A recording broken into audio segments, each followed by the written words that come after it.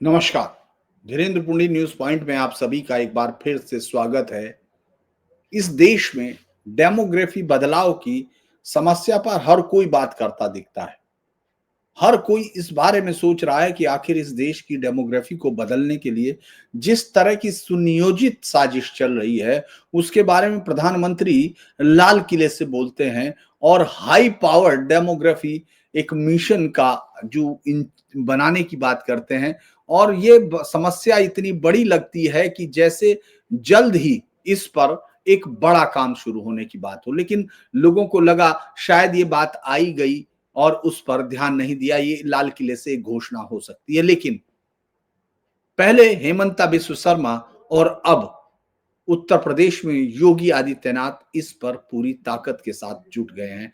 आज चूंकि जब बात हो रही थी तो योगी आदित्यनाथ के उस तरह के फैसलों की कहानी सामने आ रही है जिसमें अब हर जिले में एक डिटेंशन सेंटर बनेगा। यानी उत्तर प्रदेश में रोहिंग्या बांग्लादेशियों को खोजा जाएगा, उनको यूपी से निकाला जाएगा। एसआईआर की ये प्रक्रिया है, इसको इसको जब शामिल किया एसआईआर की प्रक्रिया में, ये सभी जिलों के डीएम को कार्रवाई करने के आदेश दे दिए गए हैं। ये कहा गया है कि हर जिले में अस्थायी डिटेंशन सेंटर बनाओ और उसके बाद पकड़े गए घुसपैठियों को उसमें रखा जाएगा और उसके बाद उनके मूल देशों में भेजा जाएगा। ये देर रात तक पूरे कड़ी कार्रवाई के आदेश दिए। ये योगी का एक ऐसा फैसला है जो मुझे लगता है उत्तर प्रदेश में काफी बड़ा प्रभाव की बात होगी, जिसका असर आपको दिखाई दे सकता है। हालांकि अभी तक हम लोगों ने बड़ी भारी संख्या में ऐसे बांग्लादेशियों को बाहर निकालते हुए उत्तर प्रदेश में ऐसी कोई कार्रवाई तो नहीं देखी है, लेकिन जिस तरह से पुशबैक के साथ हेमंता सामने आए, उसी तरह से योगी आदित्यनाथ भी अब इस मसले को लेकर तैयार हो गए हैं। योगी आदित्यनाथ ने यह कहा है कि इस पर जो प्रदेश सरकार को एक जो उसकी तरफ से निर्देश आया है कि राष्ट्रीय सुरक्षा और कानून व्यवस्था से समझौता किसी भी तरह से नहीं होगा। ये मुख्यमंत्री कार्यालय की तरफ से बयान आया है कि हर जिले के डीएम को अपने अपने क्षेत्र में रहने वाले घुसपैठियों की पहचान करके उनके विरुद्ध नियमानुसार कार्रवाई की जाए। ये खुफिया एजेंसियों के दरअसल हाल ही में सरकार ने, चूंकि मैंने आपको बताया कि जो हाई पावर डेमोग्राफी मिशन की बात प्रधानमंत्री ने की थी, उसी के बाद सरकार जो है सुरक्षा आकलनों और खुफिया एजेंसियों की रिपोर्ट पर उनसे रिपोर्टें मांगी जा रही थी और उन्हीं रिपोर्टों के आधार पर कार्रवाई की गई, जिसमें यह पता चला कि उत्तर प्रदेश के कई जिलों में बाहरी घुसपैठियों की मौजूदगी है, उनकी गतिविधियां हैं और उसके बारे में जानकारियां मिल रही। तो सीएम योगी ने इसको आंतरिक सुरक्षा के लिए एक बड़ा खतरा माना है।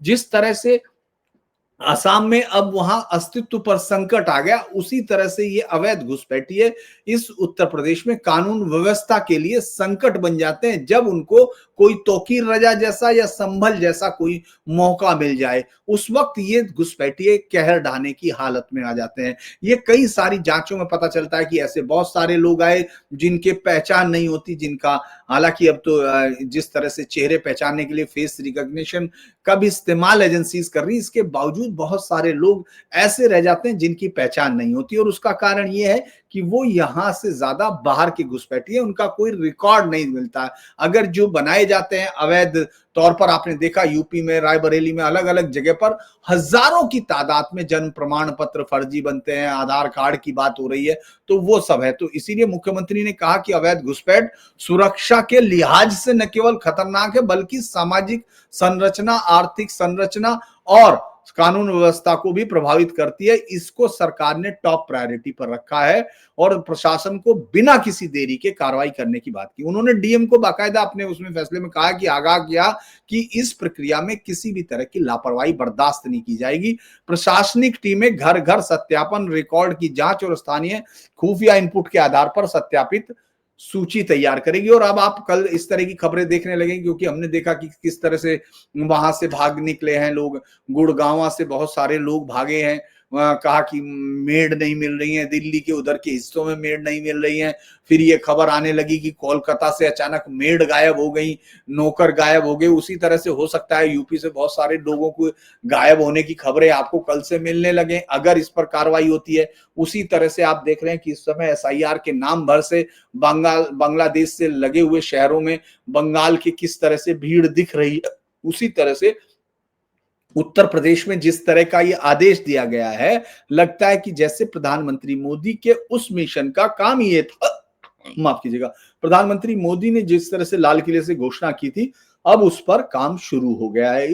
योगी आदित्यनाथ जब इस तरह की कार्रवाई का लिख रहे हैं तो वह उन्होंने मुख्यमंत्री ने पुलिस, एसटीएफ और खुफिया विभाग के साथ समन्वय बनाने के लिए कहा। उन्होंने बाकायदा कहा कि एक पूरी तैयारी होगी जिसमें इनके साथ समन्वय, क्योंकि खोजना तो इन्हीं को है, इन्हीं को उसको बताना है, और स्थानीय स्तर पर विशेष टीमें उन्होंने कहा गठित की जाए जो अवैध तौर पर रह रहे आपको घुसपैठियों की पहचान करेगी, दस्तावेज सत्यापन और असंदिग्ध गति, चूंकि ये, और आपको ये बता दिया जाए, जब ये बातें हो रही, जब ये आया मैसेज, उससे पहले 20 जो कार्यालय में 20 से अधिक जिलों में प्रारंभिक सर्वे हो चुके, जहां ये है कि वो आबादी के अंदर छिपे हुए हैं, वो खास तौर से ऐसे इलाकों को, वहां जहां घुसपैठियों के घन हो सकते हैं, जैसे बहुत सारे इस तरह के शहर हैं जहां अल्पसंख्यकों की तादाद में घुसपैठिए वहां रह के अपने आप को उनके साथ चूंकि धार्मिक रूप से समरूप दिखाने की कोशिश कर सकते हैं, वहां वो मजबूती पर रह सकते हैं, वहां पे पहले से ज्यादा ध्यान दिया जाएगा, ये भी है। और उन्होंने कहा कि भाई जो कार्यालय है उसने कहा कि पहले इनको पकड़ो, इनको पहचान करो, इनको पकड़ो और फिर इनको डिटेंशन सेंटर में रखो और इसके बाद कानूनी प्रक्रिया ये साथ करो। इसके लिए उन्होंने कहा कि होम मिनिस्ट्री और फॉरेन मिनिस्ट्री के साथ उनका जो है विदेश मंत्रालय और फॉरेन मिनिस्ट्री के साथ दूतावासों के साथ समन्वय बनाया जाएगा। तो ये चूंकि हम लोग देख रहे थे कि पूरा वहां तैयारी हो गई, उसके बाद चूंकि कल आपने देखा मेयर भी उतरी थी 21 तारीख को, सड़कों पे उतर गई, 1 महीने में सबको रोहिंग्याओं की तलाश करूंगी, ये अचानक जो लखनऊ में दिख रहा है वो यही साहब है। ये सारी चीजें इससे पहले चूंकि लखनऊ में रोहिंग्या बांग्लादेशियों को निकालने के लिए पहले से एक तैयारी शुरू हो गई थी, लेकिन वो तमाम जगह पर, ये मुझे लगता है कि इस महीने में हर समय पे हर जगह पर आपको उत्तर प्रदेश में ये सारी घटनाएं सुनाई दे रही थी। इससे पहले ये चूंकि बांग्लादेशी, रोहिंग्या, नेपाली और पाकिस्तान के फर्जी आधार कार्ड यहां पकड़े जा चुके थे, यानी ये तैयारियां बहुत पुरानी थी। आपको याद होगा कि ये अगस्त में इस तरह के बहुत सारे 10 फ्रॉड एजेंट पकड़ लिए थे आधार फर्जीवाड़ा केस में, जिसमें उन्होंने बताया था कि उनका कई राज्यों में नेटवर्क है। उनको सहारनपुर से 2 सदस्य गिरफ्तार किए थे, जिसमें बेहट का एक अक्षय सैनी था, एक कोतवाली देहात का तालिब अंसारी था और 10 लोग जेल में गए थे। इसमें 10 लोगों का था आधार से पासपोर्ट तक सब कुछ फर्जी बना रहे थे। ये गिरोह खासतौर पे गोरखधंधा रोहिंग्या, बांग्लादेशी, नेपाली और पाकिस्तानी नागरिकों के फर्जी आधार कार्ड बनाए गए थे। जनसेवा में ये जनसेवा केंद्र के नाम पर ये आड़ में चल रहा था। तो उसी के बाद इसको जांच करने के लिए कहा गया, इसको तमाम चीजें तैयारी की गई और कहा गया कि अब इसका इंतजार अब और नहीं हो सकता। दरअसल जो प्रधानमंत्री नरेंद्र मोदी ने 79th जो स्वतंत्रता दिवस पर जो कहा था, उन्होंने कहा था कि साहब ये जो है देश की जनसांख्यिकी को बदलने की साजिश चल रही है, घुसपैठिए न केवल जमीन हड़प रहे हैं बल्कि महिलाओं को निशाना बना रहे हैं, नए संकटों के बीज बो रहे हैं। इसे न्यू क्राइसिस कहा था और हाई पावर्ड मिशन की घोषणा की थी। इसमें अगर अब इस तरह से देखा जाए तो ये उस पर योगी का एक बड़ा आदेश है जो शुरू हो चुका। अब उसमें ऐसा तो है नहीं कि अब एक ही रात में ये सब होगा, लेकिन जैसे ही सिस्टम तैयार होता है वो मुझे लगता है कि इसके बाद यहाँ बहुत देर तक आपको कुछ ऐसे जरूर जो संगठन बने हैं वो इस पर तैयारी करना शुरू कर देंगे कि वो कोर्ट में जाएंगे, वो तमाम जगह जाएंगे। लेकिन अगर मैं ये कहूं कि उसके बावजूद भी आपको योगी की सक्रियता से कम उत्तर प्रदेश में कोई नई चीज देखने को मिलेगी और वो इसको छोड़ेंगे नहीं। आज एक और बड़ा काम हुआ, क्योंकि तौकीर रजा, आपको मालूम है तौकीर रजा, ये यूपी में मैं इसीलिए कह रहा हूं कि योगी आदित्यनाथ किसी काम को अधूरा नहीं छोड़ रहे हैं, वो उसकी फॉलो अप ले रहे हैं। आज तौकीर रजा के जो उसका सबसे करीबी आदमी था, उसका 25 करोड़ का मार्केट मैरिज लॉन बुलडोजर चलाकर ढा दिया गया। ये जो ये तौकीर का खास आदमी था मोहम्मद आरिफ, इसमें 2 इमारतों पर शनिवार को उन्होंने बुलडोजर चलाया। इलाके में वही भाई सुरक्षा के इंतजाम तो रखने थे, 100 से ज्यादा पुलिसकर्मी थे। सबसे पहले उन्होंने बुलडोजर 2 मंजिला इमारत को ध्वस्त किया। 2 साल पहले ही बना था, इसमें 16 दुकानें थी और लगभग 5 करोड़ की थी। उसके कुछ देर बाद पीलीभीत रोड पे उसके परिसर पे बिल्डिंग चल गया। इसमें marriage hall, flora garden, Peter house, Peter England का आउटलेट दुकानें थी जो लगभग 20 करोड़ की बात की जा रही थी। हालांकि ये जो है 6 बजे तक शाम के कल चलती रही और आज जो है सुबह से इसको और गिराया जाएगा। तौकीर रजा, चूंकि जब आपको मालूम है 26 सितंबर को जब हिंसा हुई थी उस वक्त उस पर अब तक 10 मुकदमे दर्ज हो चुके। उन सब में हत्या है, हत्या की साजिश, और सबसे बड़ी बात है कि अभी तक जमानत के लिए वो निकला नहीं है। वो ये जानता है कि इस वक्त शांति के साथ पड़े रहने से शायद योगी उसकी गलती को भूल जाएं, लेकिन ऐसा हुआ नहीं है। शुरुआती जांच में जब 7 मामलों में तौकीर को नामजद किया गया था और बाद में उसके नाम बढ़ा दिया गया, तो 10 में से 4 मामलों की अब तक सुनवाई भी हो चुकी है। ये पूरा का पूरा तौकीर, हाल ही में एक मामले में उसको जमानत मिल गई, लेकिन चूंकि उस पर बहुत सारे मामले और हैं तो इसीलिए वो तो बाहर आ नहीं सकता।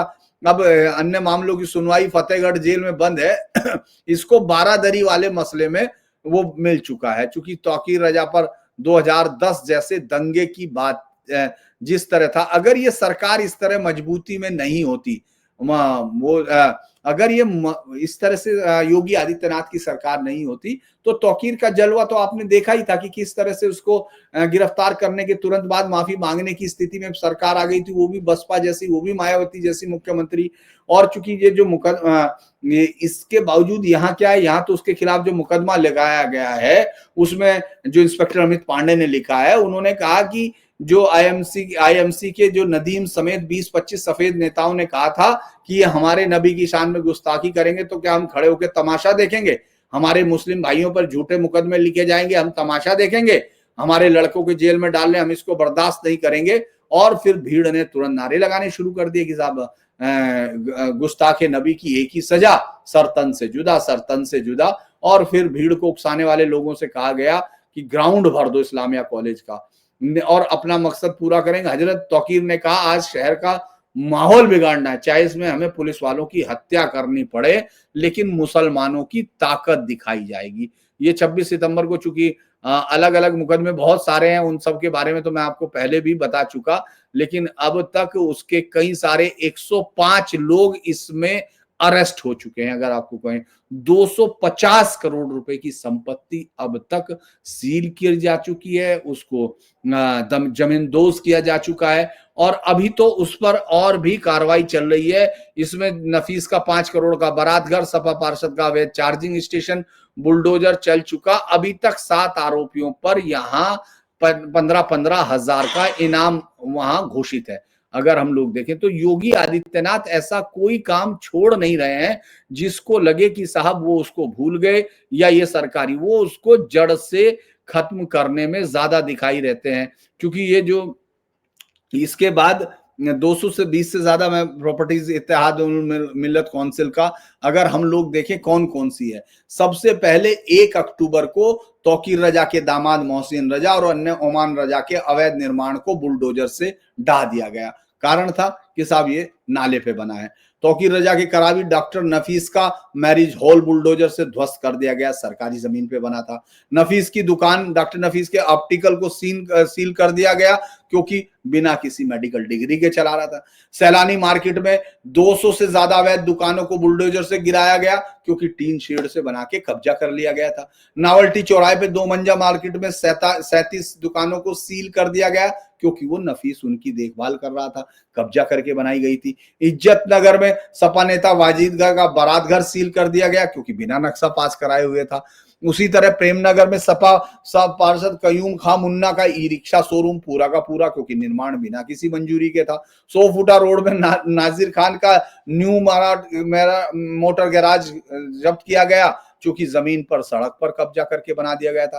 कैंट क्षेत्र में 300 वर्ग मीटर में टीन शेड डाल के जिम पर कार्रवाई की गई। ये एक लाइन से है, मैं अगर आपको पढ़ना शुरू करूंगा ये है। और उसके बाद उन्होंने शुरू कर दिया था कि किस तरह से बिजली विभाग मौलाना तौकीर रजा के रिश्तेदार मोहसिन रजा, सपा मोहम्मद पार्षद मोहम्मद नदीम सहित 8 लोगों के यहां बिजली चोरी पकड़ी थी।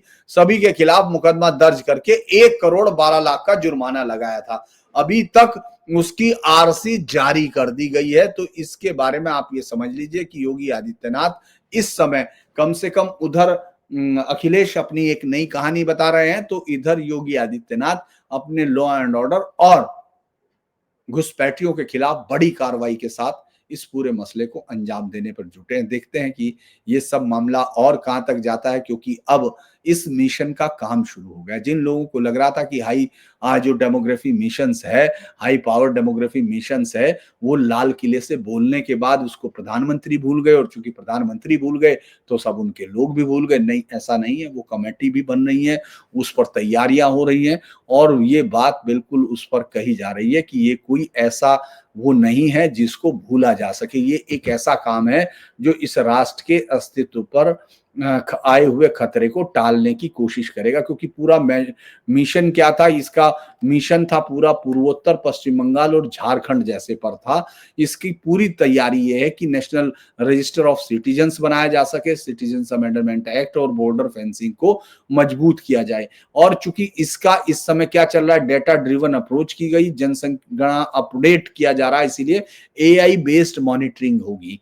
इसमें मौजूदा योजनाओं जैसे असम की पुशबैक योजनाओं को लिंक कर दिया गया। भारत के इस पूरे 15 अगस्त को ये लॉन्च हुआ था पीआईबी ने, इसके बाद इसमें कई सारी चीजें हो चुकी। अब ये पायलट प्रोजेक्ट सितंबर से शुरू हुआ, जिसमें असम में 500 से ज्यादा घुसपैठी, जिनका मैं कह रहा हूं वो इसी के उसमें आते हैं, श्रीभूमि सेक्टर, इसी मिशन से शुरू किया गया। बंगाल में 70% प्रोजेक्ट को पूरा किया जा रहा है। डेटा कलेक्शन फेज कहा जा रहा है इसको, कहा जा रहा है अक्टूबर को डेटा कलेक्शन केस हुआ। 10 बॉर्डर जिलों में सर्वे हुआ, जहां 20% आबादी की संख्या संदिग्ध है। एनआईए ने कई केस रजिस्टर्ड किए जो घुसपैठियों से जुड़े हुए हैं। 2025 में 2000 किलोमीटर की फेंसिंग पूरी हो चुकी, ड्रोन निगरानी बढ़ा रहे हैं। यानी अब 1 लाख के करीब अगर पूरे देश में संदिग्ध पहचाने जा चुके, 5000 लोग यहां से जा चुके। तो इसीलिए जहां विपक्ष का ये कहना रहेगा कि साहब ये माइनॉरिटी टारगेटिंग है, वहीं हाई पावर्ड मिशन, जो high power mission demographic mission जो है, बहुत तेजी के साथ चर्चा में आ चुका। योगी आदित्यनाथ उत्तर प्रदेश में और उधर आसाम में उनके सहयोगी हिमंता बिस्व शर्मा इसको तेजी से अंजाम देने में जुटे हैं। आपके साथ फिर बात होगी। अगर आपको वीडियो अच्छा लगता है तो सब्सक्राइब कीजिए, शेयर कीजिए और हमारे प्रयासों को समर्थन कीजिए। नमस्कार।